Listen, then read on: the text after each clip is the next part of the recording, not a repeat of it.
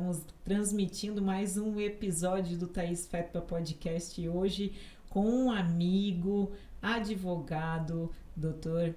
Guilherme Packer. Seja muito bem-vindo. Ele vai conversar comigo um pouquinho sobre educação, sobre o acesso aos estudantes, como foi a trajetória dele para chegar aonde ele está hoje, como é a questão trabalhista, que é uma das áreas que ele domina e gosta muito. Então, seja muito bem-vindo. E eu preciso fazer um adendo, né? Porque o Guilherme, nós nos conhecemos na época em que nós fomos presidentes dos centros acadêmicos, cada um da sua instituição. A gente não pode deixar de falar da importância desse segmento dentro das universidades, até mesmo para que os estudantes se reconheçam e busquem os seus direitos lá dentro, né? Porque foi muito legal, fora que as conexões de vida.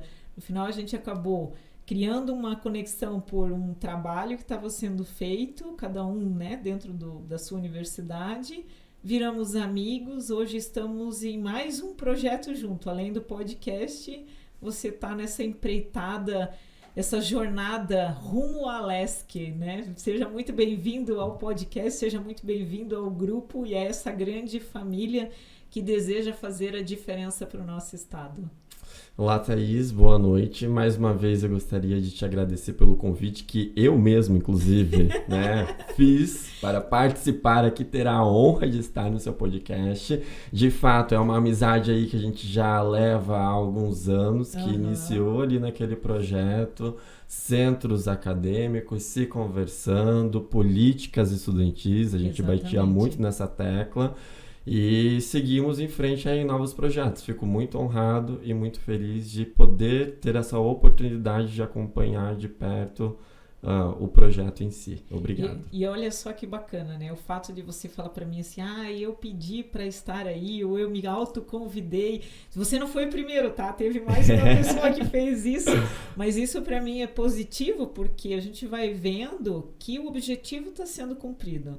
A partir do momento que eu estou conseguindo trazer pessoas que compartilham suas experiências, suas vivências e principalmente o seu ponto de vista, porque cada pessoa tem o seu único, né?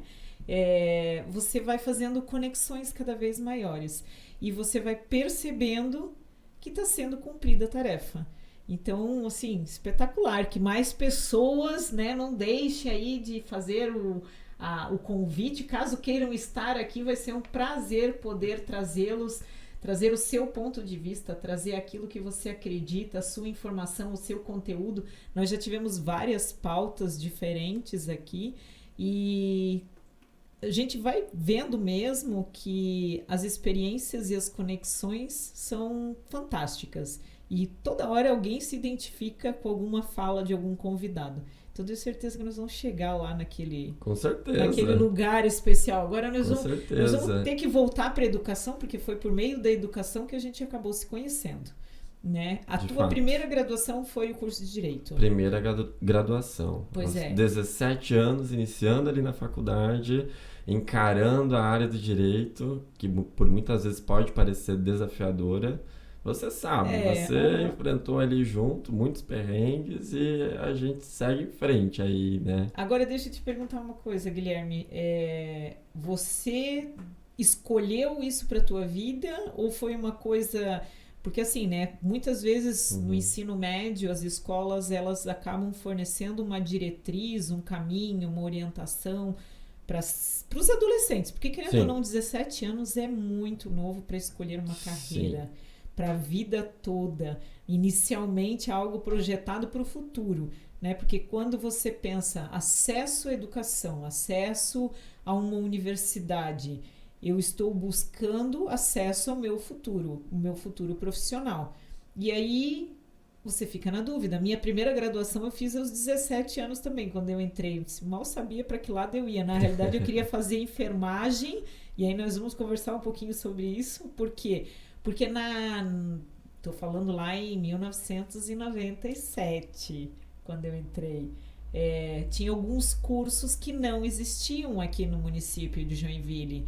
Então, por questão de logística, por questão de condições financeiras, ou até mesmo de criar um caminho que me pudesse, que me assim, que me garantisse estar lá, né, num outro município, eu não pude fazer o curso que eu desejava, que era enfermagem. E aí, na hora de olhar aquelas grades, assim, eu olhei e disse, opa, aqui tem anatomia, tem fisiologia, né, tem outras disciplinas afins que eu tenho interesse, genética, que foi uma disciplina que eu gostei muito. E infelizmente essa é uma realidade que muitas pessoas compartilham hoje em dia, né? É bem isso mesmo. É algo assim bem complexo a gente pensar aí na educação e pensar no acesso a essa educação. Então, por exemplo, quando eu iniciei a faculdade, eu já tinha ali pensado alguns anos antes, eu fiquei em dúvida, tá? Ah, é? Duas carreiras. Qual era a primeira? Primeiro era o teatro, queria ser ator. Sério? De ser ator, eu migrei pro direito. Uma coisa assim, né? Nada tão linear. Tem um pouco a ver ali, mas... Tem. Eu ia falar, porque tem representação, isso. Mas nada exatamente que na prática você vai conversar muito as duas. Não conversa.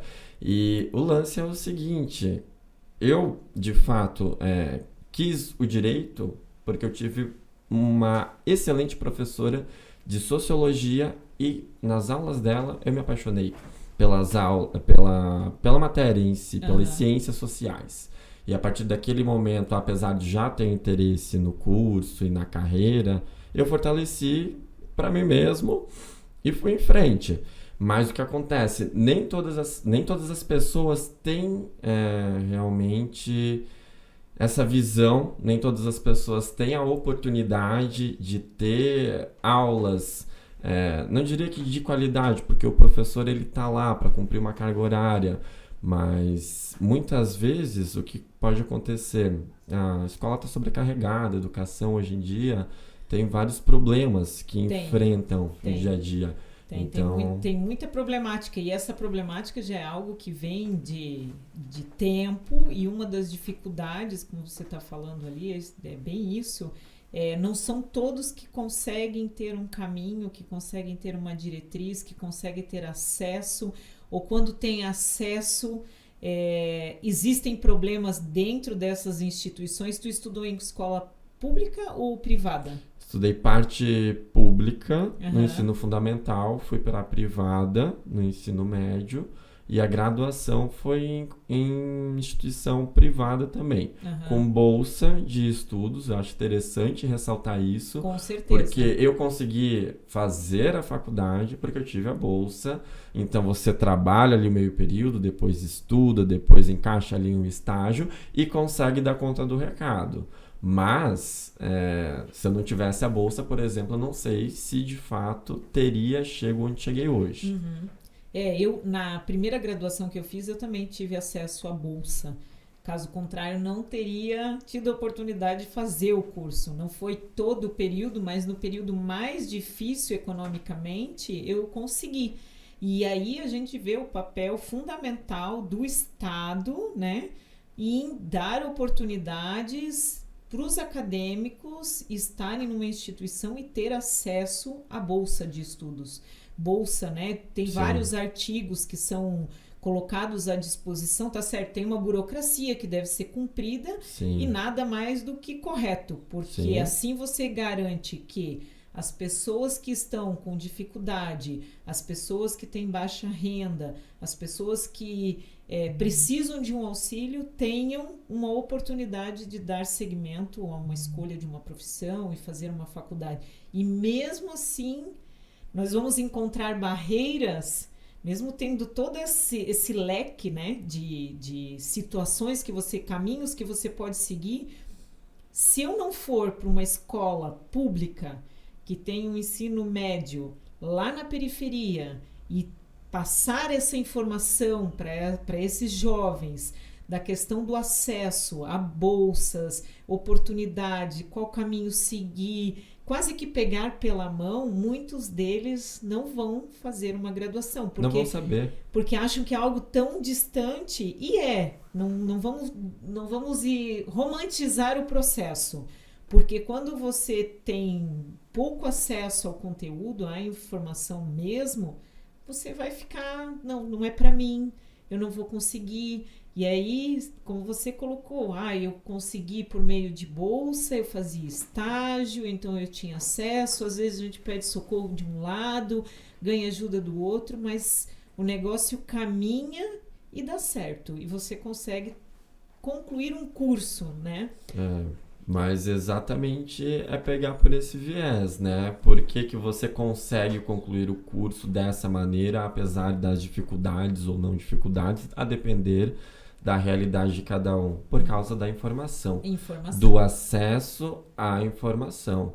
Porque se as pessoas não souberem quais são os requisitos que elas precisam para entrar em uma faculdade, ganhar bolsa, ou então entrar em uma universidade federal, algo que é dever do Estado, né? Você ressalta isso. Está na Constituição, artigo 205 da Constituição Federal. É dever do Estado promover a educação, né? E isso... Então eu tenho que ter acesso a isso. Tem que ter o acesso. Agora, daí a gente vai vendo que são pequenos detalhes que poderiam fazer toda a diferença num contexto de uma comunidade, vamos pensar dessa maneira. Por quê? Porque a simples informação não chega. Exato. E aí do simples vira complexo, e do complexo eu vou tendo uma defasagem.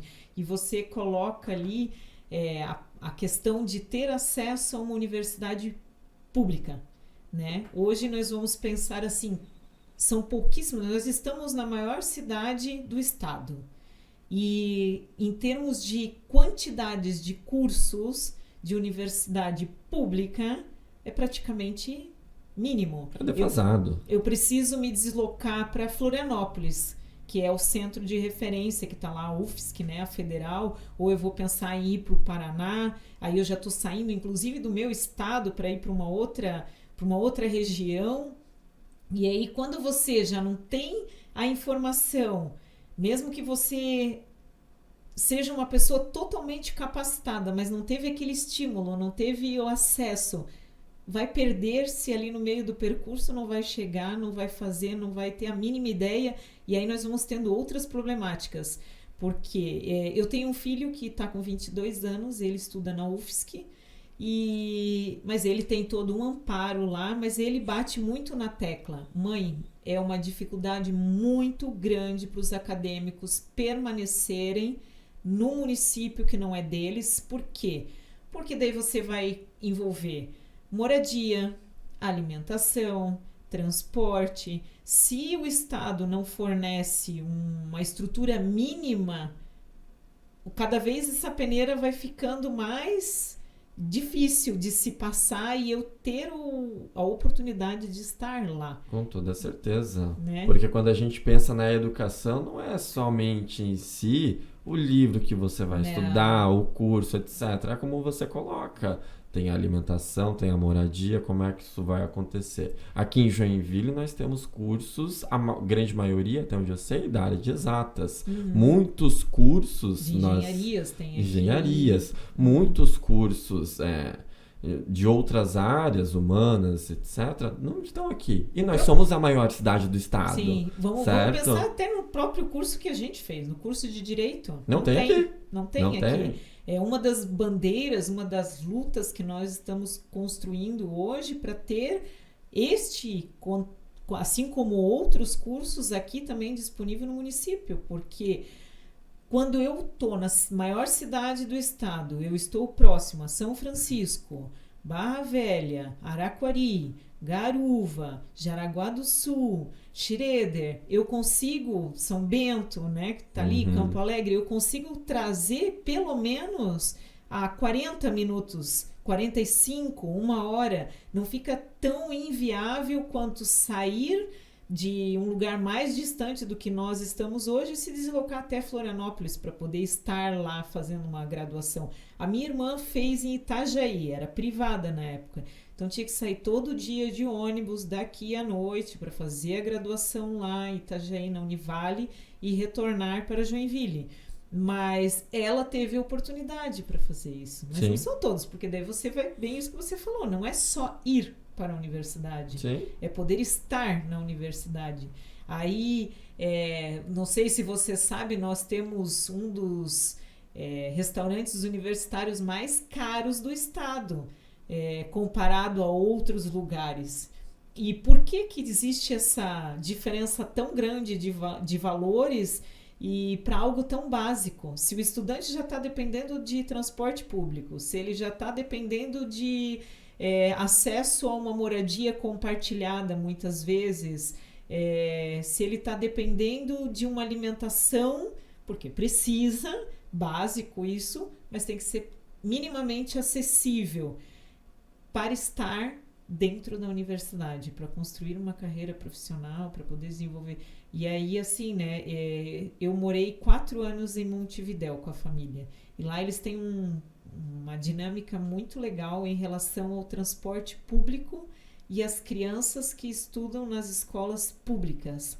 Como é que funciona isso? Pois é o acesso gratuito. Basta estar lá, basta estar com o uniforme. Perfeito. Primeiro porque o uniforme é uma coisa assim que impactou muito quando a gente chegou lá. Por quê? Porque para eles é normal. Já sempre foi assim, faz Sim. parte. É tipo uma bata que se usa por cima de qualquer roupa, o que faz com que todos os estudantes ficam padronizados. Até aí tudo bem, né? Só que daí o que acontece? Eles usam um laço no pescoço, que lá se chama monha.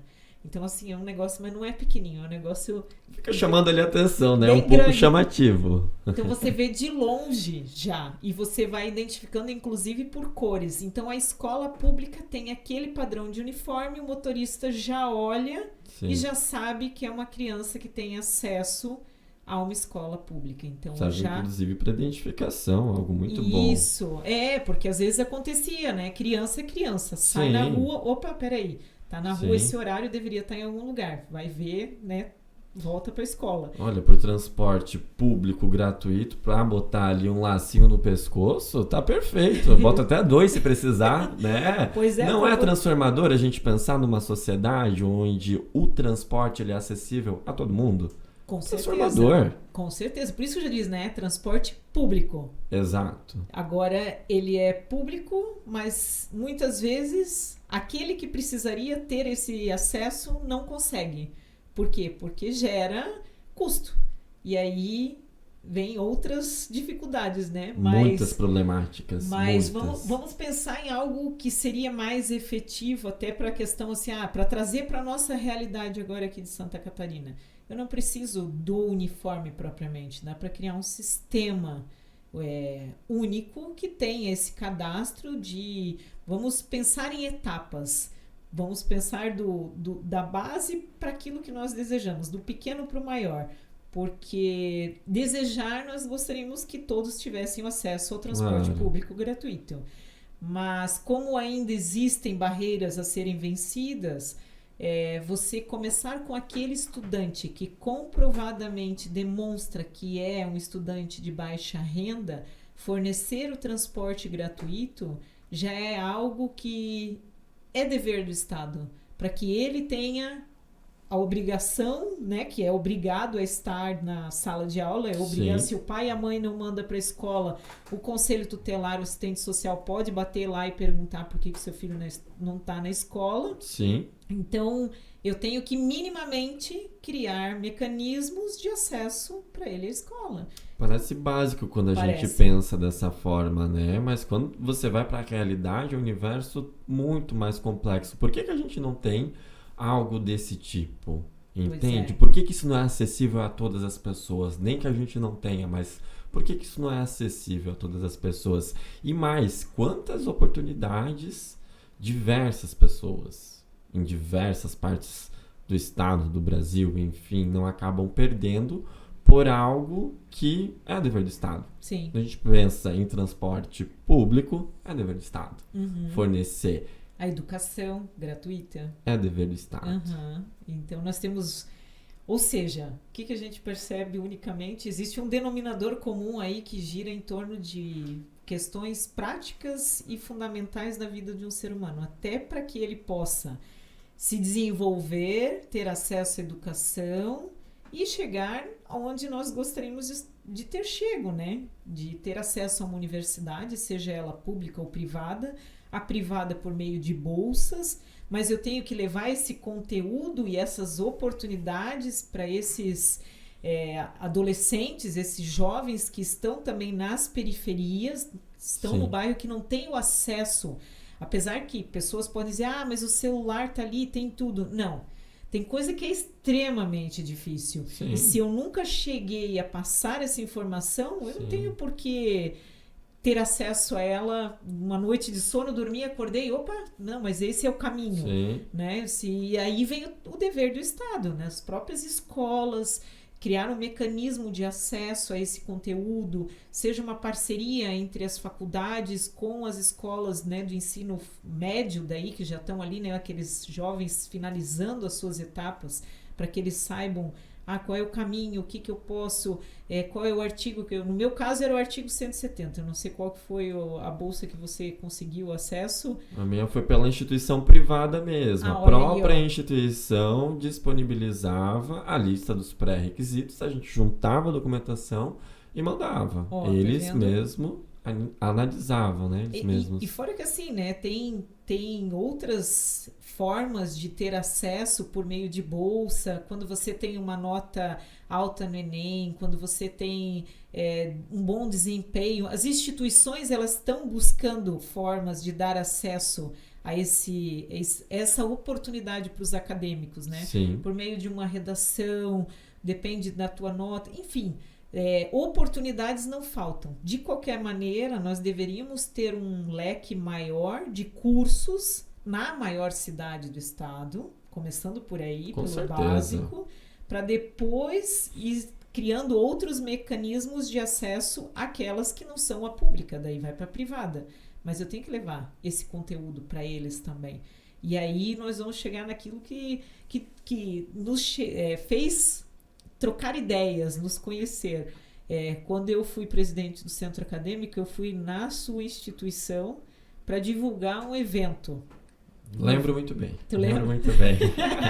Era outra época da vida. Era bom. Olha, aquele momento eu fui em todas as universidades de Joinville fazer a divulgação do evento, até para que os jovens, né, porque essa é a ideia, quem vai se envolver com o centro acadêmico são aqueles que estão dentro do meio universitário. Não necessariamente são jovens, porque eu me tornei presidente do centro acadêmico aos 36 anos. Então, assim, tudo bem, né? Aquela coisa aí, você vai aprendendo o que é o centro acadêmico, apesar na primeira graduação tinha, mas eu não me envolvi efetivamente. Ali eu quis fazer a diferença, então eu me envolvi com o processo. Realizei a primeira semana acadêmica do curso e foi isso que eu acabei indo lá divulgar e conheci muitas pessoas. E uma forma de manter a informação chegando em todos os lugares foi isso, foi criar aquele grupo lá de líderes do centro acadêmico e vamos lá, vamos conversar, afinal vamos usar a tecnologia a nosso favor também. E olha só que interessante, né? Foi através do grupo que a gente conseguiu ou se comunicar com outras instituições enquanto representantes dos acadêmicos, ou então não se comunicar, né? Mas tudo parte da comunicação. Da comunicação. A informação. A informação. Pois e é algo transformador na vida de qualquer ser humano. Com certeza. Eu só participei da tua semana jurídica porque eu tive a informação. Fui convidado a isso, tive acesso. Foi excelente, eu lembro disso até hoje. Não, e deixa eu perguntar, até para depois já vamos fazer a propaganda aqui, porque o Alan, que é o atual presidente do centro acadêmico lá da instituição, que é da Católica, onde eu fiz o curso de Direito. Excelente. Ele assumiu lá, mas aí eu vou até comentar contigo. Para poder fazer a segunda semana acadêmica, que eu já estava alinhando ela, não deu certo por conta da pandemia que nós enfrentamos, cancelou tudo, parou tudo, e eu me formei, aí não tinha como. De qualquer maneira, para a realização da segunda semana acadêmica, os professores entraram em contato comigo, me pediram apoio, e eu estou junto com o Alan organizando a segunda semana acadêmica. Que bacana. Eu até já pensei agora aqui que preciso conversar contigo depois sobre isso. Um excelente projeto. Falou em semana jurídica, falou em semana acadêmica, a gente está envolvido, né? A gente gosta disso. E aí nós vamos chegar de novo na questão da educação, da informação e da comunicação. Porque Quando você dá a oportunidade de acesso a conteúdos diversos para as pessoas em todos os seus âmbitos, seja ali, né, no caso da semana acadêmica, ela é direcionada aos acadêmicos do curso de Direito, mas a população pode acessar essas informações.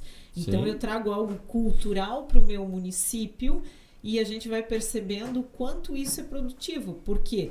Porque eu conheço um novo profissional, eu tenho acesso a uma nova informação, um novo conteúdo, algo que eu nunca tinha ouvido falar. E se teve aqui no primeiro evento mesmo que eu tive a oportunidade de realizar, foi a primeira conversa de direito com um juiz, né, o Dr. Alexandre Moraes da Rosa. Lembro. É uma pessoa que tem uma bagagem fantástica. Extrema. E ele veio trazer algo super leve. Eu achei que ele ia para a área mais voltada para a área penal, criminal. Não, ele veio falar sobre a tecnologia, né, o quanto as informações estão ali e quanto esses aparelhos captam tudo que a gente fala. E aí as pessoas dizem mesmo, não, eu só pensei em viajar, já começa a aparecer propaganda no celular. A todo momento. Eu fiz uma pesquisa a respeito de uma cadeira, ou meu filho fez, eu já posso perguntar para ele, filho, tu andou pesquisando alguma coisa a respeito de cadeira? Porque eu comecei a receber um monte de mensagem. As conexões, né? A informação ela vai chegando e ela vai se disseminando. E é isso que precisa ser fornecido também para esses jovens que estão nas periferias, nas escolas públicas, para que eles também possam ter acesso a uma universidade, para que eles tenham acesso a uma formação. Temos também vários cursos profissionalizantes, né, que criam oportunidades para o mercado de trabalho, mas o que eu preciso é isso, fazer com que o primeiro degrau seja vencido, o segundo e assim sucessivamente, porque senão eu vou ficar sempre ali, né? Com toda certeza, eu acho que isso é baseado em estímulos, né? Quando o indivíduo ele está ali dentro de uma sala de aula, está aprendendo, seja no ensino fundamental, ensino médio, numa faculdade, ele tem que receber estímulos. Isso. E cada degrau, ele é primordial na caminhada dessa pessoa. Então, se ele não tiver determinados estímulos no ensino fundamental, para o ensino médio, talvez ele pense de uma forma diferente, digamos assim, certo? Só que daí a gente vem naquela questão, né, que é incrível porque aos 17 anos, que foi o teu caso, meu, para quem vai, né, começa ali naquelas etapas agora normais e chega lá no final, ter o acesso e uma escolha a um futuro profissional, né, que vai por meio do curso universitário, da graduação. Ao mesmo tempo, eu só vou ter uma capacidade de entender tudo que acontece ao meu redor quando eu finalizo um ciclo que é só aos 21 anos de idade. Sim. E aí tu diz assim, poxa, mas eu tenho que escolher aos 17 anos que futuro que eu quero para minha vida e experimentar isso e como é que vai ser? O bom é que em qualquer etapa, em qualquer momento da vida, é momento para começar uma graduação. Com toda certeza. Talvez a nossa realidade tenha sido ali aos 17, ser estimulado a entrar nesse universo. Mas eu tenho colegas que entraram depois e, enfim... experimentaram uma primeiro e depois disseram, não quero essa, diversos casos. Pois é, vamos dar um tempo aqui, não quero saber disso dado, depois a pessoa pega firme mesmo no negócio e vai e já escolhe com mais certeza, talvez, não sei, depende de cada caso, é como eu falo, dos estímulos que essa pessoa recebeu e da realidade, né, do contexto social que ela está vivendo. Sim, então, porque aí vem as barreiras sociais, a todo momento nós enfrentamos por isso, né, todo momento. Mas são superáveis. Com certeza. São difíceis, mas são superáveis. A partir do momento que eu vou criando mecanismos para que os jovens, né, para ter acesso, ou que as pessoas deixem, inclusive, de pensar da forma com que foi socialmente construído. Não, começa a graduação, termino a graduação, eu já tenho que ir para o mercado de trabalho naquela área, e assim vai, né, sucessivamente até terminar a sua vida, a tua trajetória de vida. Não pode ser uma caixinha, né? Não tem como. Não existe uma fórmula perfeita. Tem tempo, tem momento, e cada um tem o seu tempo, o seu momento. Se a segunda graduação, eu comecei aos 35, e eu tinha dentro da minha sala de aula, assim, pessoas da idade praticamente do meu filho. né, do Leão Luiz Velho. Né? Então, assim, você fica, meu Deus, no primeiro momento, o que eu tô fazendo aqui, né?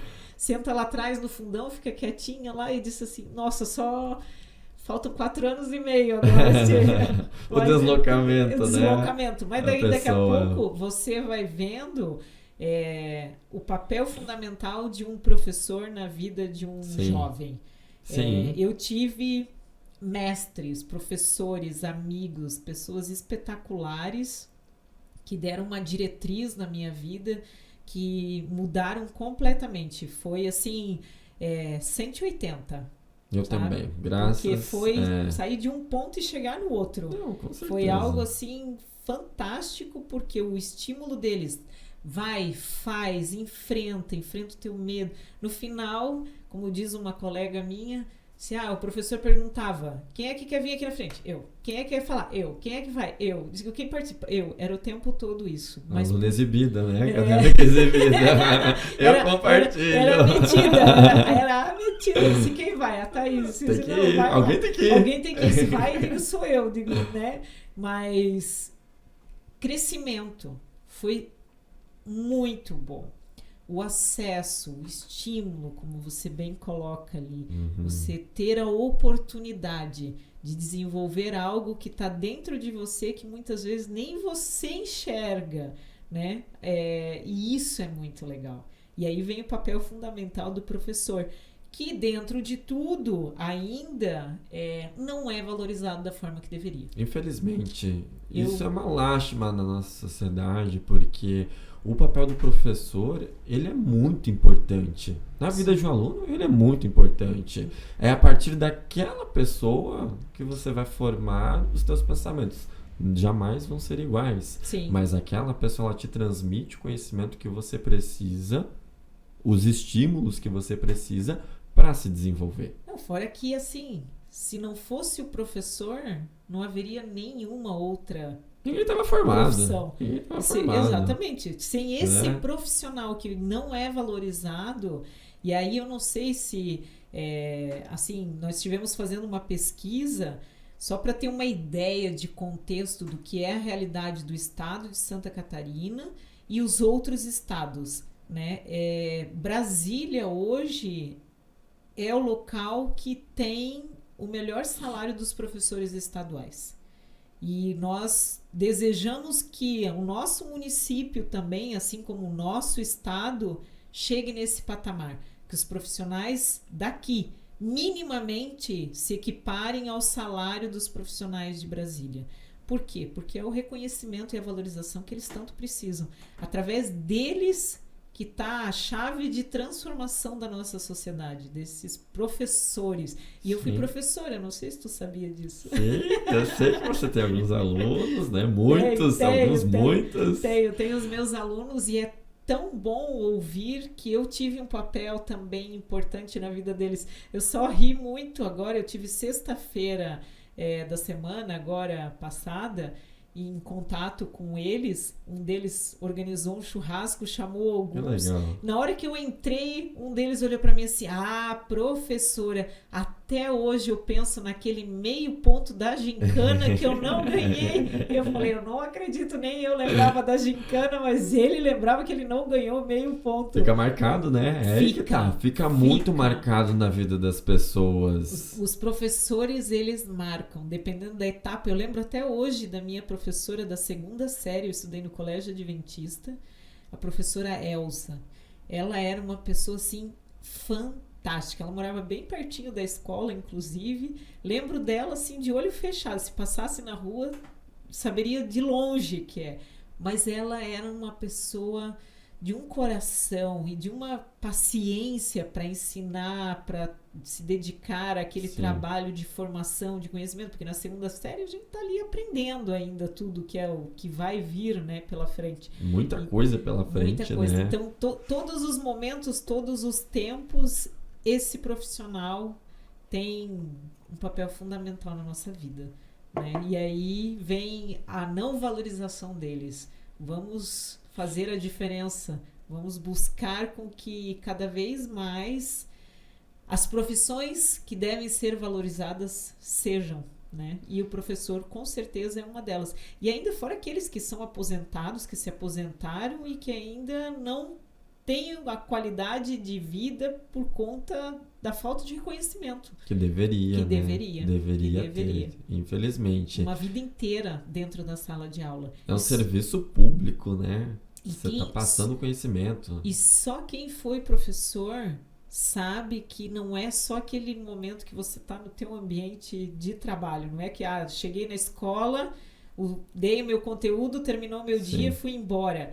Não, vai para casa, tem prova para corrigir, tem trabalho para preparar, tem plano de aula, tem que fechar nota, tem que fazer reunião, isso e aquilo, e quando você vê, o teu trabalho se estendeu muito mais do que as horas programadas da qual você efetivamente foi contratado. Os bastidores do negócio, né? O que ninguém vê. Os olhos não veem, mas que é um trabalho muito árduo. Exatamente. Se a gente pensar na valorização do professor, cara, é uma sociedade aí que tem uma chance de êxito muito grande. Porque se essa pessoa, que é a professora, ela vai trabalhar estimulada, ela tem condições mínimas ali, né, de ter o seu sustento, de ter o seu lazer, pensar nas mais diversas áreas da vida do que a gente precisa, saúde, enfim.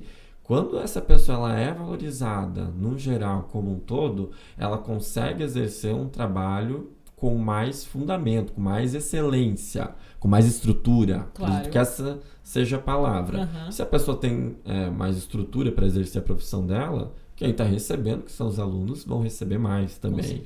Então é tudo uma cadeia, é tudo uma cascata.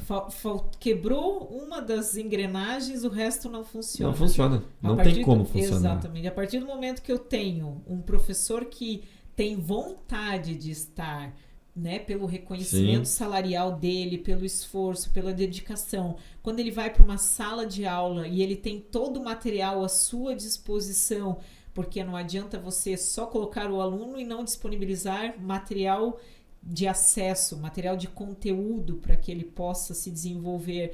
E aí nós vivemos num mundo hoje de tecnologia, né? Outras crianças que têm condições, elas têm acesso a tablet, aulas de robótica, aula de informática, laboratório de química, laboratório de física. E se eu não proporcionar isso para todas as escolas públicas do meu estado, como eu vou garantir que eles tenham igualdade na hora, inclusive, de prestar um vestibular e concorrer a uma vaga numa faculdade? Exatamente. Tanto pública quanto privada. Excelente. Eles já vão sair atrás.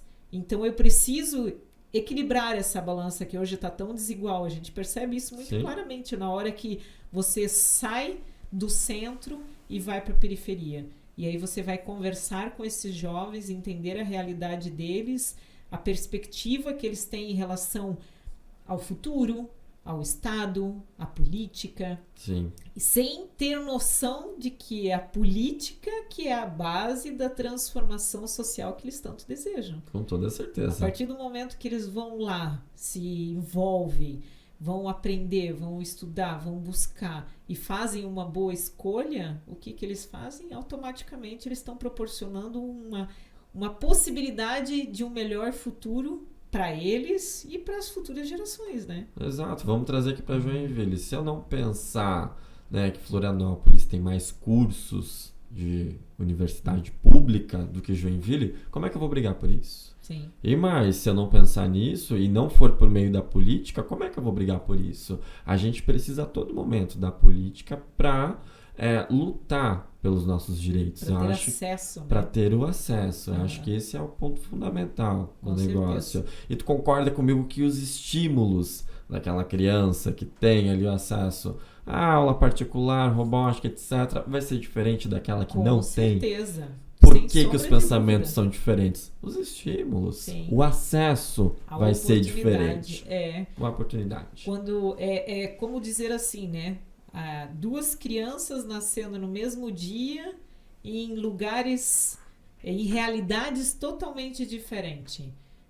O que uma vai receber e o que a outra vai receber, não tem comparação. Exato. Como eu vou assegurar que aquele que não teve todo o acesso básico necessário, e aí a gente já entra em pautas como moradia, como segurança, como alimentação, como saúde. Se eu não tenho o mínimo necessário para estar bem, como eu vou pensar nos passos seguintes?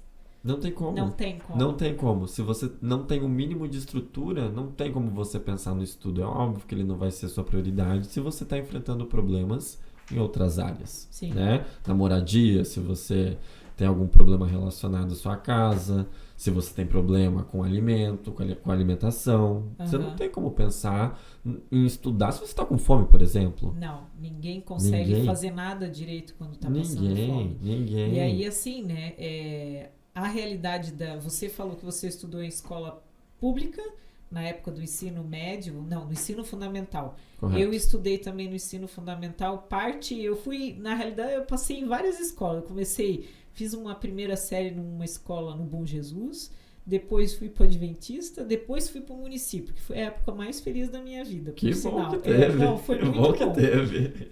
Até hoje eu encontro pessoas daquela época e, coincidentemente, a minha mãe era minha diretora, né? Uhum. O negócio era bom. Tinha que dar exemplo, né? Senão ia dar liga. É a filha da diretora, né? Opa, peraí, se o negócio era complicado. E pensa numa baixinha retada, era minha mãe. Ela tinha um livro negro que toda vez que fazia alguma coisa errada tinha que ir lá assinar aquele livro negro para poder deixar lá registrado que você fez algo que não deveria ter feito. E aí chama os pais, e os pais se envolviam. Mas assim, voltando agora pro foco, era tenso o negócio. Alimentação.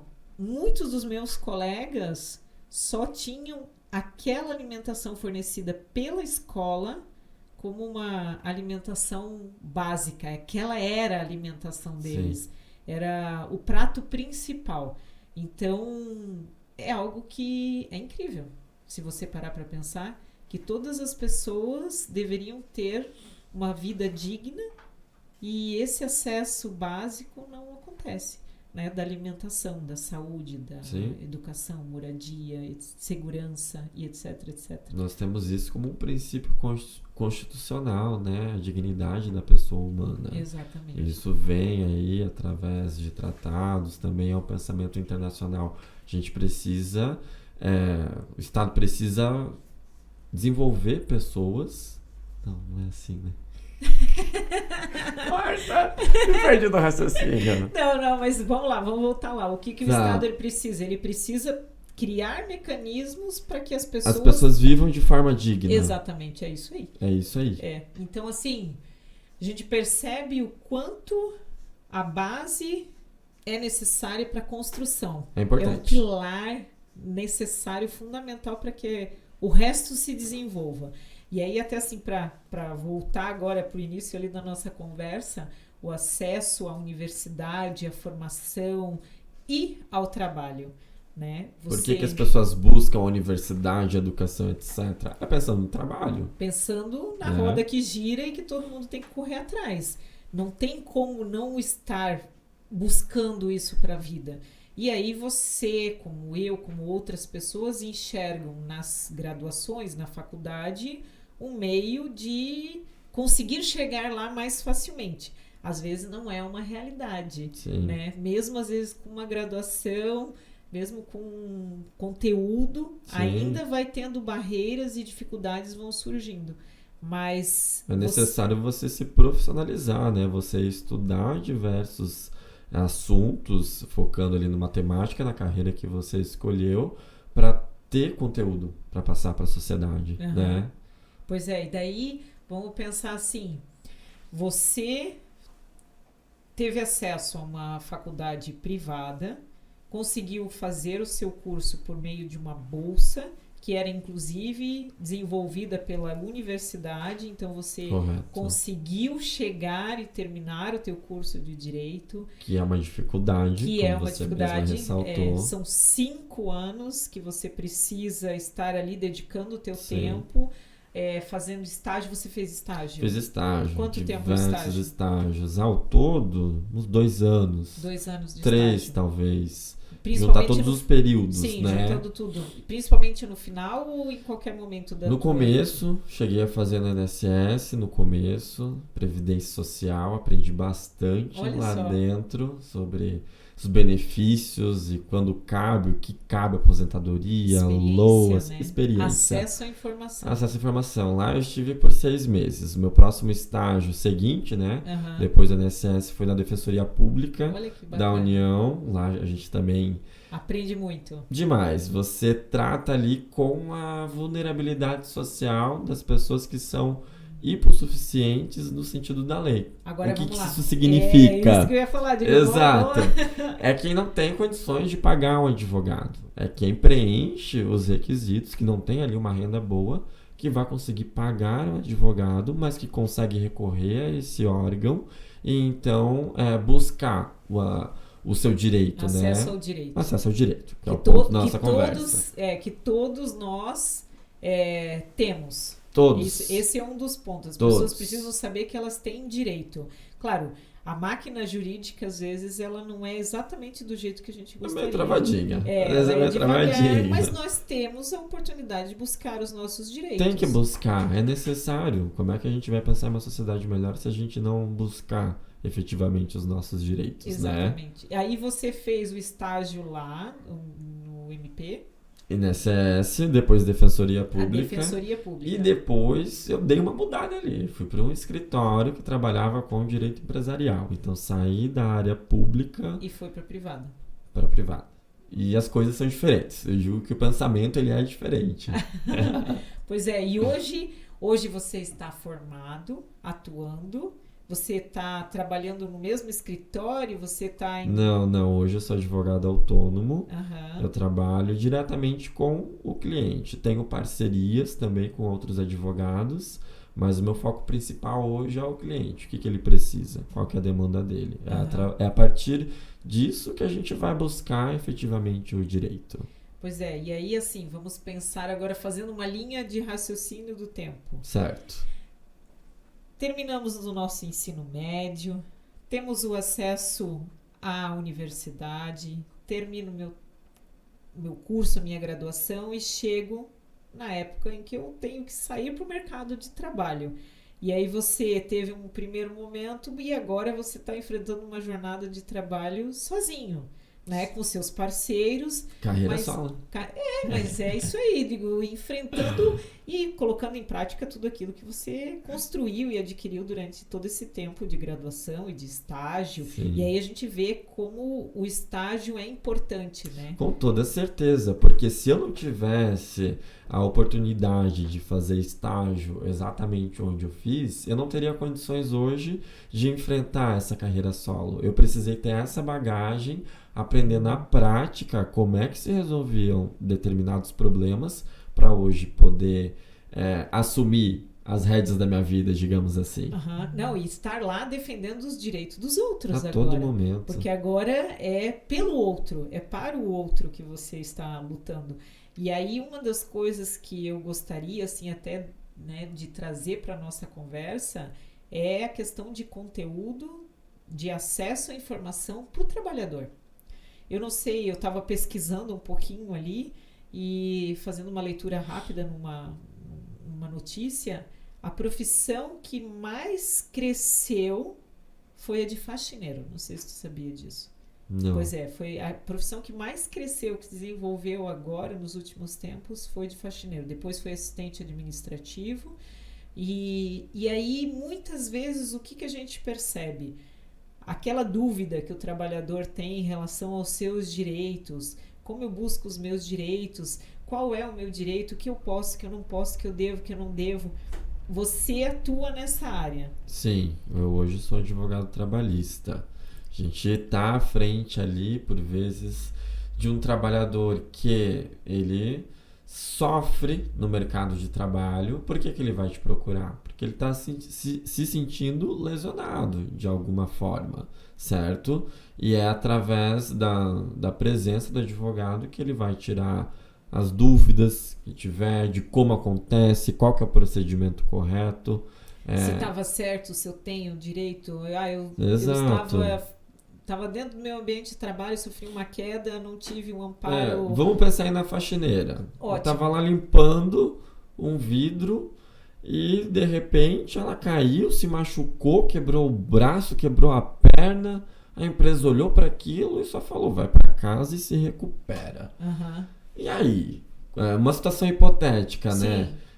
Quando a gente tem uma situação dessa, por exemplo, de um acidente que ocorreu na dependência de uma empresa, certo? Ou seja, dentro de um ambiente de trabalho. Dentro de uma estrutura física, Uhum. onde funciona uma empresa, da qual uma empregada ela é registrada, ou pelo menos deveria ser, e essa pessoa, por vezes, sei lá, vai embora para casa e se recupera. Não, a gente tem que pensar aí no direito da assistência médica que essa trabalhadora tem que pensar no afastamento dela, quanto tempo ela vai precisar para se recuperar, para conseguir continuar desenvolvendo as suas atividades. E tudo isso é obrigação e é dever dessa empresa que a contratou. Porque antes disso, eles têm também o dever de fiscalizar. Talvez se tivesse alguém ali olhando como está sendo feito, como está sendo executado o trabalho dessa pessoa, ela não tivesse caído. Sim, às vezes ela não Né? tem nem o acesso ao material básico correto para que ela esteja Exato. exercendo aquela função. Exato, mas a gente também tem que pensar num outro ponto de vista. E quando a empresa fornece o material, quando presta as instruções E o trabalhador não usa. e o trabalhador não segue. E aí essa pessoa chega na minha frente e fala, não, seu Joãozinho lá, eu não coloquei o Eu capacete. não coloquei, tinha. A menina, né? Minha supervisora tava ali do lado, falando que era pra botar, eu não botei. No momento seguinte, eu caí, escorreguei e me quebrei, aconteceu alguma coisa ruim. E aí, como é que a gente vai pensar na responsabilização da empresa se ela proveu todas as condições para esse trabalhador e ele não cumpriu? E isso é importante até deixar claro, porque muitas vezes é um fiozinho tão pequeno, uma linha tão pequena que divide o que é o certo e o que é errado, o que eu posso, o que eu não posso, o que eu devo, o que eu não devo. E uma atitude muda completamente o cenário todo, né? Com certeza, a gente tem que analisar, independente de tudo, a situação, o caso, como aconteceu, como foi na realidade, com base nos fatos, né? E para isso é necessário os dois pontos de vista, tanto da empresa como do trabalhador. Até para poder entender assim como é a dinâmica de como isso caminha.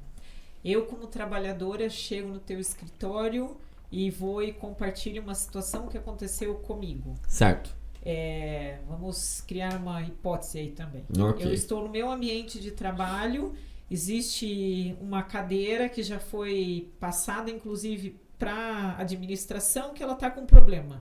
Durante o meu horário de trabalho, a cadeira quebrou. Eu me machuquei ali dentro. Eu busco o apoio da empresa. A empresa diz que não foi nada demais, que foi só uma queda, mas essa queda vai ter consequências. O segundo passo qual é? Eu chego para você, comento isso contigo, você vai me orientar de que maneira? Primeiro de tudo, eu acredito que é importante ressaltar que você comunicou à empresa que a cadeira ela tinha ali um vício, um problema. Uhum. A cadeira ela estava defeituosa. Você novamente, né, se depara ali numa situação que, peraí, a empresa ela precisa observar. Vamos ali fazer um teste, né? Realmente é como a pessoa está falando, não é? Tem responsabilidade. Tem uma responsabilidade, porque o equipamento que está ali dentro da empresa é a responsabilidade dela e precisa ser seguro para o trabalhador, né? A empresa não observou isso, certo? Você foi lá, sentou na cadeira, caiu, se espatifou, tá aí toda quebrada. E aí, é culpa sua que sentou na cadeira ou é culpa da empresa que não tomou a devida providência e o devido cuidado com você? E mais, a situação se agrava, né? Tu vem ainda chega pra mim, eu falei pra eles e fizeram pouco caso. Primeiro de tudo, deveria ter sido aberto uma CAT. O que é isso? Comunicação de acidente de trabalho. É o documento que a empresa fornece que vai direto para o órgão público responsável para comunicar que houve um acidente lá dentro dessa empresa. Pelo visto eles não fizeram nessa situação hipotética. Vamos pensar. Vamos pensar depois que tu ficou 15 dias sem trabalhar. Pensar no pior cenário, isso. Pensar no pior cenário. E aí, esses 15 dias? Tá na lei a obrigação deles te pagarem, né? Eles não vão querer te pagar agora porque não foi um machucado tão sério. Não foi nada tão grave. Teu médico te atestou, deu exame, deu laudo, né? É importante a gente ter essa comprovação. E... não, assim, não vou te pagar os 15 dias. Tá na lei. Primeira coisa que eu vou te falar, Thaís, a gente pode tentar conversar amigavelmente com a empresa. Existe essa possibilidade de primeiro tentar fazer uma conversa e evitar ir para o judiciário. É muito interessante pensar e analisar dessa forma, né? Porque hoje o judiciário, a justiça brasileira, ela tá afogada, tem muitos processos, então acaba demorando para um caso ser analisado e efetivamente resolvido. Né? É interessante a gente pensar numa via amigável, vou ligar para essa empresa e relatar a situação. Na prática, nem sempre vai ser isso.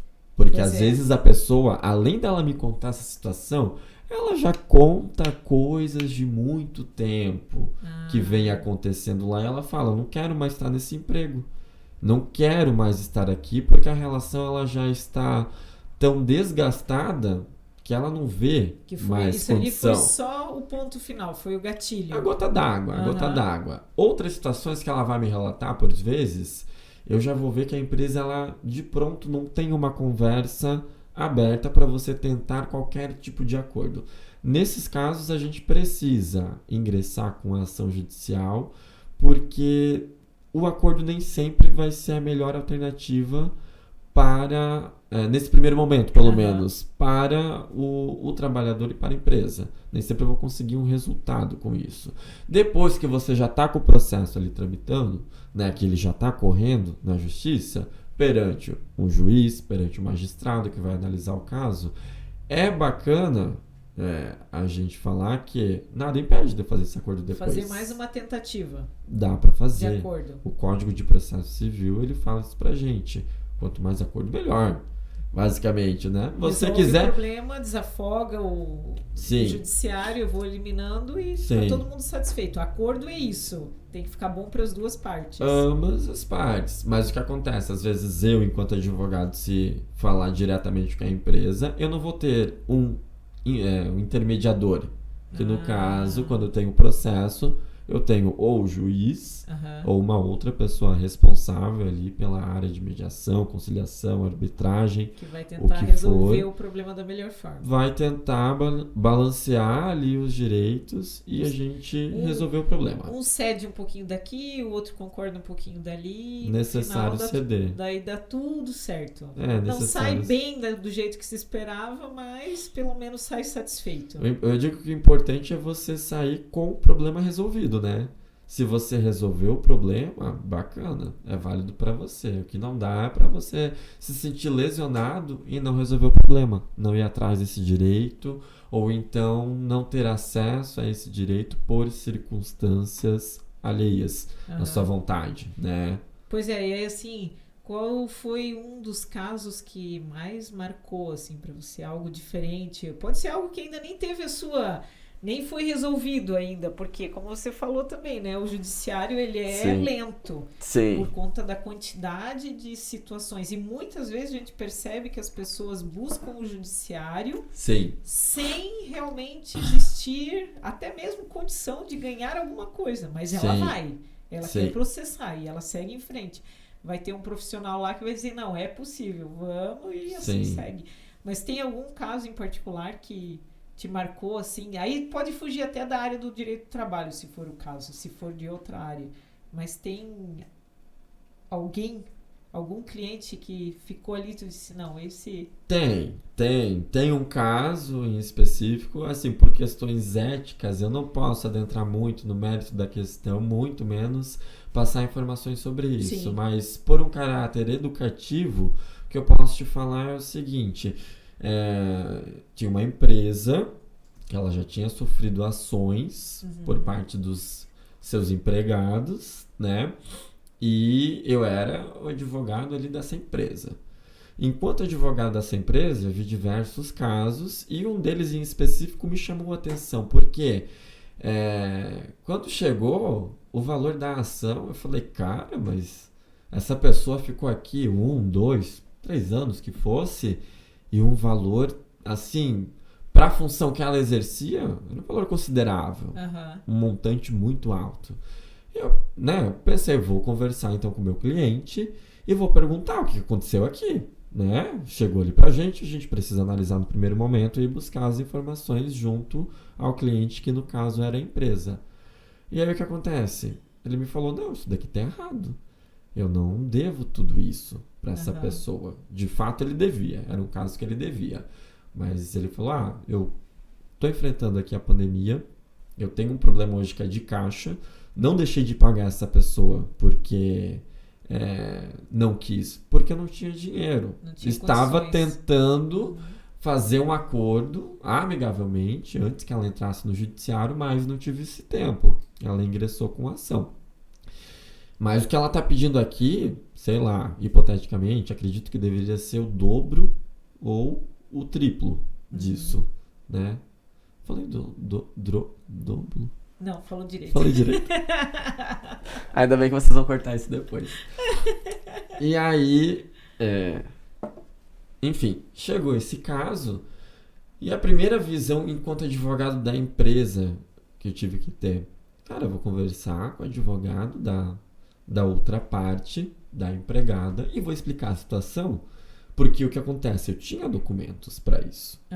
Eu tinha ali o comprovante de pagamento, eu tinha a folha de pagamento, o que acontecia ali, o que girava em torno do salário dessa pessoa. Estava tudo sendo cumprido. Eu tinha a minha fundamentação. É claro que o meu cliente ele errou em um momento, que foi não pagar a verba trabalhista. Tudo bem, questões econômicas a gente tem que balancear, e em nenhum momento ele também se negou a fazer isso, só que não fez ali do jeito que a pessoa queria, que era numa data, ele prometeu para outra e ela não aceitou, enfim. E aí eu cheguei para o advogado dessa pessoa e falei, a situação é essa, tá aqui, eu tenho os documentos, estou enviando para o senhor, né, analisar, e depois a gente conversa. Para resumir o caso, eu consegui, ao final, conversar mais de perto com o advogado dessa parte, pessoalmente, em específico, e ele conseguiu entender o que era de fato devido e o que não era. Porque, é claro, o cliente dele, né, tinha falado uma outra versão dos fatos. E eu, enquanto empresa, cheguei e coloquei ali, digamos, os pingos nos is.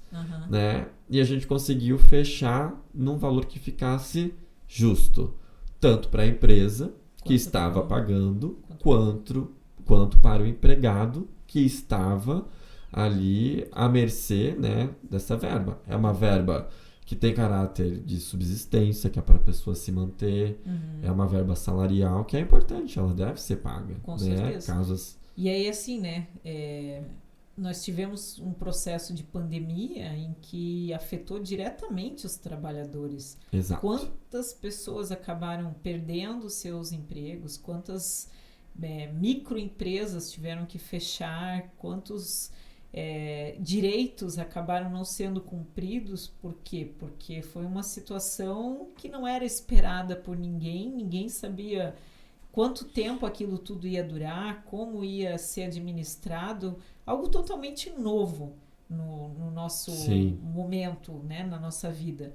E aí, como a empresa lidar com, né, ter a condição de lidar com todos os problemas que foram surgindo, mandar a gente embora, cumprir com valores. Realmente, não sei, aumentou o número de ações trabalhistas agora durante a pandemia?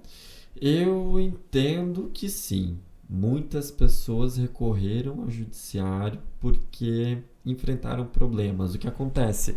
Foi tudo muito novo.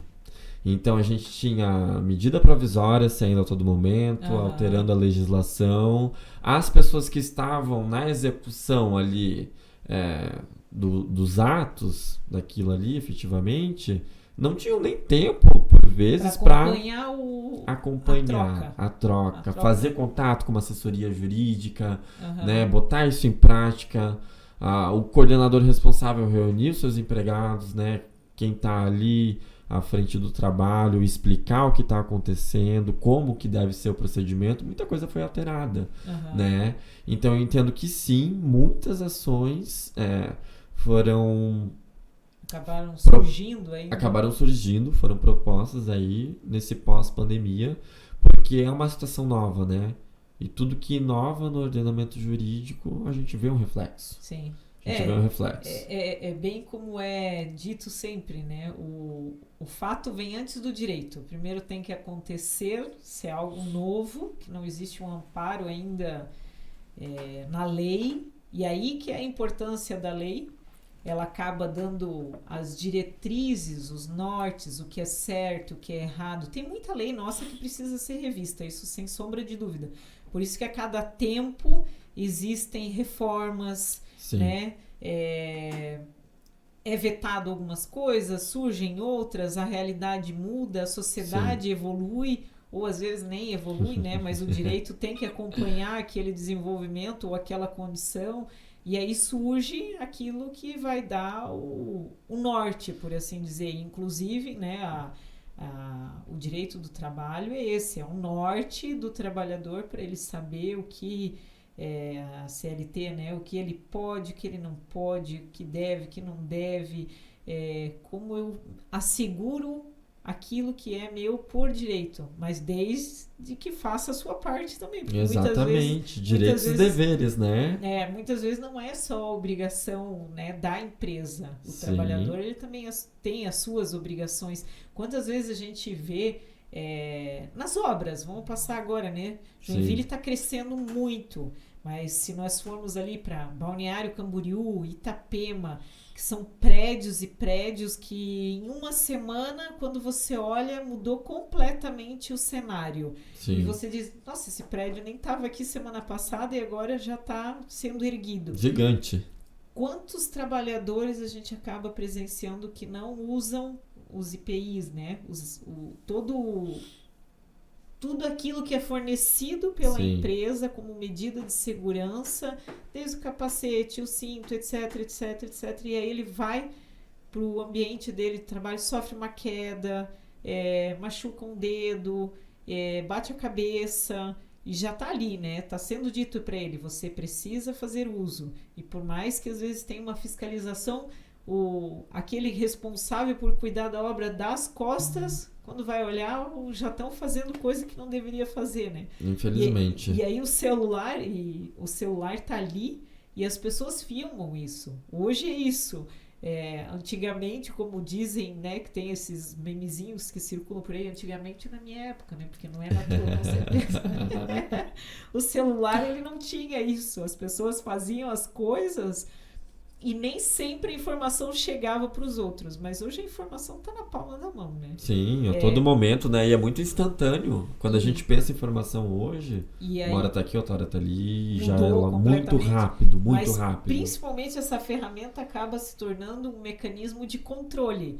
Total. As pessoas estão lá e estão olhando. Olha só, isso aqui tem um trabalhador que está no prédio e você vê coisas absurdas. É quando o patrão não está, né? Aquela coisa assim, o patrão não Exatamente. está. E se aí as coisas começam a acontecer, aí não adianta procurar o advogado e dizer assim, eu me machuquei na obra. Eu não vou dizer assim que não adianta. Sempre é válido você procurar um profissional para a área técnica do que você precisa. Então, por exemplo, às vezes essa pessoa não está usando equipamento de proteção, mas é por um desconhecimento dela. Faltou orientação, então não dá a devida importância para aquilo que lhe é falado. Às vezes precisa vir um terceiro, né, para dizer, não, a empresa está fazendo certo, eles estão te instruindo, você precisa usar isso. Agora vamos pensar numa coisa assim mais micro, tá? Só para que eu possa entender, inclusive. Certo. Vamos pensar naqueles mestre de obras. Certo. Que são privados, não são nem empresas, são pequenas, né, um pequeno sistema de pessoas ali.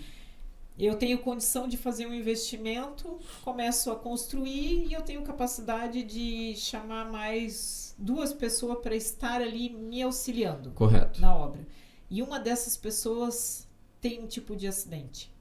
como é que funciona? Porque eu não sou uma empresa ainda, eu não me considero uma empresa, ou eu sou obrigada a estar como empresa para poder ter esses 2 funcionários entre aspas, porque a gente vai pensando no pior cenário, vamos pensar na realidade, porque de fato tudo deveria ser registrado, contratado, tudo bonitinho até para garantir direitos e deveres, tanto do empregado quanto do empregador. Sim. Mas a gente vive numa sociedade que muitas vezes faz as coisas de uma maneira diferente. Nem sempre as relações elas são formalizadas. Isso. E é a gente entender que essas relações elas existem na sociedade, né? Então vamos lá. Quando você fala, né, numa situação desse tipo, são poucas pessoas trabalhando ali na obra, mas o ponto-chave é, essas pessoas elas são suas empregadas ou elas são suas prestadoras de serviço? Né? A gente tem que analisar que está na CLT o artigo 3º que dispõe quem que é essa pessoa empregada. Ela tem que exercer um trabalho com habitualidade, ela tem que ser subordinada, então você vai mandar diretamente nessa pessoa. Enfim, tem diversos requisitos que a gente vai precisar analisar na prática. Agora, a situação é diferente se você apenas contratou aquela pessoa, que por vezes ela pode não estar numa situação formalizada, digamos assim, mas você tem um contrato com ela, dispondo expressamente que é uma prestação de serviços e que ela vai entregar o trabalho dela. Não tem nada, não tem nenhuma relação ali com esse mestre de obras, por exemplo. Perfeito. Ele é contratado ali só para pintar a obra, por exemplo. O mestre de obras não vai mandar diretamente nele. Entendi. E ele não vai também exercer trabalhos com frequência para esse mestre de obras. Então a gente consegue pensar numa caracterização ou descaracterização a partir desses requisitos. Ou seja, é necessário... Cada caso é um caso. Cada caso é um caso. Tu sempre vais ter que analisar o caso concreto. O que aconteceu? Qual que é o fato? A gente não tem uma receita de bolo, sabe? Sim. Pois é, então assim, fica a dica, né? Fica a dica. Se teve algum problema que você tem dúvida, não sabe qual é a direção, tá certo, tá errado, eu tenho direito, não tenho, aonde eu me encaixo, procura um profissional. É necessário você procurar um profissional sempre e nas mais diversas áreas quando você tiver dúvida. Tem uma dúvida daquela área, você procura um especialista. Um advogado especialista, neste caso, direito trabalhista. A gente tem que fazer merchan, né? Publicidade. Eu posso. Procura, né? Ver como é o procedimento correto. Para entender se pode, se cabe, se não cabe. Se você está fazendo certo, se você não está. Às vezes tem tempo para corrigir o erro, né? Ou às vezes não, às vezes você vai confirmar, beleza, eu tô fazendo certo, eu vou continuar fazendo dessa maneira. Mas você só vai ter essa segurança a partir do momento que você tem o conhecimento. O conhecimento técnico daquela problemática. Ou seja, tem que procurar aquele profissional que teve acesso à educação, que teve acesso a uma faculdade. Tudo isso. Que teve acesso a um estágio para poder estar hoje no ambiente de trabalho, capacitado para atuar no mercado. Exato. E dar todo o amparo para aqueles que estão ali e que são os profissionais fundamentais, né? Todos eles, né? Todo trabalhador, ele tem... Todo ele. Seu papel fundamental na sociedade. Exatamente. Porque se a gente não tiver qualquer nicho, qualquer segmento hoje de trabalhadores que nós temos, a nossa sociedade ela não vai ser a mesma coisa. Não caminha, né? Cada pessoa ela é importante, cada segmento da sociedade ela é importante para o nosso desenvolvimento. E aí, todo profissional, independente da sua área, ele tem direito. Com certeza. Ou seja... E deveres. E deveres, Vamos fazer uma adendo. É importante fazer uma coisa, né? Não é só o ônus, é o ônus e o bônus. Tem que fazer, né, o correto para poder ter acesso aos seus direitos. E aí, na dúvida, procure um profissional da área para poder tirar suas dúvidas, analisar se existe a possibilidade ou não de uma cobrança, né? E às vezes é uma cobrança material, às vezes vai em outras situações. Sim. Para ter o acesso. Com certeza. Para ter o acesso. Então, assim, aproveita a oportunidade para deixar um recado para essas pessoas que dependem do acesso ao direito, que depende, que estão aí no mercado de trabalho, aproveita que o microfone é teu agora para fazer uma propaganda, não, porque existem as diretrizes que não nos permitem fazer essas propagandas, mas levar a informação, conteúdo informativo. Conteúdo informativo. Quando a gente pensa no direito, a gente está falando da sociedade. O direito nada mais é do que as regras que regem essa sociedade. Então, se você está, de alguma forma, inserido na sociedade, é normal que você pense em regras. E é basicamente como a gente vem falando nessa conversa, vai depender dos teus estímulos, vai depender do teu acesso, mas mais do que isso, por mais que às vezes a pessoa tenha tido ou não tenha tido acesso, se você tiver alguma dúvida, recorra, seja à internet, para procurar onde você pode localizar alguém que vai te ajudar a responder uma determinada questão, que vai te levar depois a outra pessoa, a um órgão às vezes, e vai correr atrás efetivamente do seu direito. A gente não pode deixar com que a nossa dúvida ela fique calada. A gente tem que se expressar. A gente precisa se expressar, porque são através das palavras, é através de uma conversa, às vezes, que não vai ser no primeiro momento com um profissional, mas vai ser com alguém da tua família, com algum amigo, com algum parente, enfim, alguém que vai te dar um direcionamento, vai falar, para esse caso aqui eu já vi algo parecido. Uhum. Procura fulano, procura ciclano, procura o órgão X, o órgão Y. Lá eles vão te ajudar. E lá eles vão te esclarecer o que você tem que fazer ou não fazer. E, enfim, aí a história desenrola. Aí qual caminho seguir? Que qual direção caminho eu vou? O importante é ter acesso e fazer os seus direitos serem preservados, né? Valer. A evolução do direito, na realidade, caminha justamente nisso. Quando eu fico... quando eu questiono, quando eu fico indignada, quando eu vou... trazer o fato para buscar o direito. Exato, e isso é política. Isso a é todo momento a exatamente. gente está na política. Isso é uma coisa que eu percebo muito nessas conversas, que as mulheres ainda não têm se envolvido efetivamente na pauta política, porque elas acreditam que debater política vai para uma diretriz apenas. E não tem ideia do quão amplo e cotidiano é da vida delas a falar sobre política, tratar a política. E aí nós trouxemos várias pautas hoje. Desde quando eu quero colocar meu filho numa creche, desde quando eu quero ter acesso a uma escola pública perto da minha casa, Sim. Desde que eu quero que o meu município tenha a possibilidade de estar trazendo recursos e viabilizar um curso que só tem em outro município e é tão distante e eu não tenho condições de manter o meu filho lá. E aí é política. Tudo isso é política. Acesso à educação é política. Acesso à saúde é política. Acesso aos meus direitos na área do trabalho é política.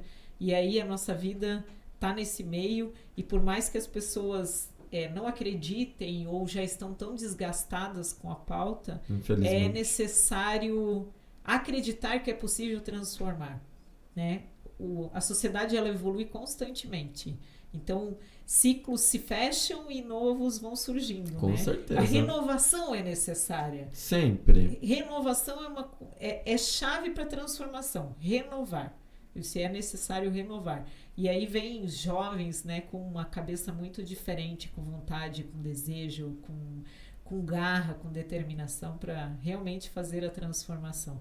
Então, assim, admiro você como pessoa, admiro você como profissional, admiro você como amigo, e hoje eu sei que nós estamos numa jornada, inclusive juntos aí. Bem juntos.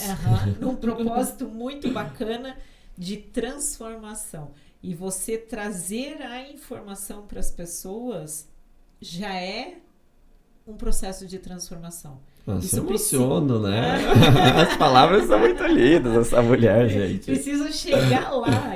Esse conteúdo tem que chegar onde ele deve chegar. É necessário. Para que as pessoas que não estão ali no cotidiano, que não têm o acesso, que não tiveram as facilidades, seja a palavra que a gente fosse usar, Sim. mas que elas também tenham esses direitos e possam estar buscando por melhoria cada vez mais, né? Talvez é levar exatamente essa visão às pessoas de que o cotidiano, ele envolve os seus direitos, ele envolve a política. Quanto mais as pessoas perceberem isso, mais fácil fica buscarem esse acesso, né? E até se envolver efetivamente, Com né? certeza. Porque muitas vezes ela não tem nem ideia mesmo. Exato. Que o básico é política. E agora é a minha deixa, então, para te elogiar enquanto pessoa, enquanto profissional que lhe conheço. Sei que você exerce um trabalho de excelência. E isso eu digo com todas as palavras, porque já trabalhei contigo, já vi o teu trabalho de perto. E é muito gratificante, eu acho que é estimulante ao mesmo tempo ver que tem alguém como você enfrentando aí uma jornada política, um projeto que busca efetivamente transformar a vida das pessoas. Isso é muito bacana e te parabenizo. Porque tem que ter coragem, tem que ter muita coragem e isso você tem de sobra.